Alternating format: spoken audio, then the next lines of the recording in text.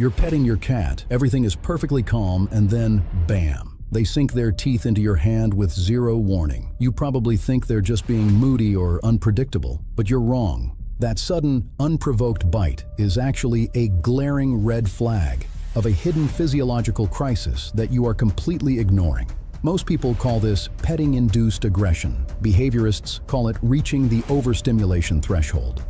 But what no one tells you is why their threshold is suddenly so incredibly low. To understand the bite, we have to look inside their bowl. Cats are obligate carnivores. Their brains literally run on specific amino acids. When your cat's diet is deficient in tryptophan, a vital precursor to serotonin, their ability to regulate stress and sensory input completely plummets. Their skin becomes hypersensitive. Every stroke of your hand feels less like affection and more like a mild electrical shock. This is often linked to feline hyperesthesia, also known as twitchy cat syndrome. It's a terrifying condition where their own body betrays them. And those cheap, carbohydrate-heavy kibbles you might be feeding, they cause massive spikes in blood sugar, leading to systemic inflammation. Inflammation attacks the nervous system, so when you touch that inflamed nerve ending, the bite isn't anger. It's an immediate, uncontrollable reflex to stop the pain. But diet is only half of this silent equation. We also need to talk about their teeth. Over 70% of cats suffer from a hidden agony called feline odontoclastic resorptive lesions. Basically, their own body begins destroying their teeth from the inside out.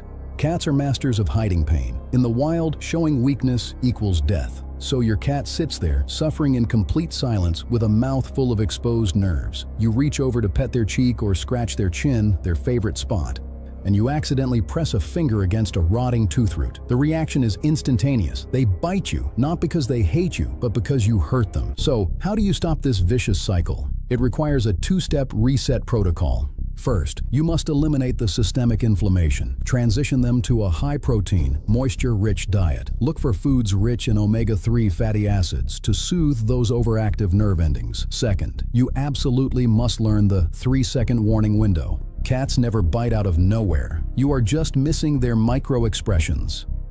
Watch the tail. A slow, rhythmic swish isn't happiness. It's an internal metronome of mounting frustration. Watch the ears.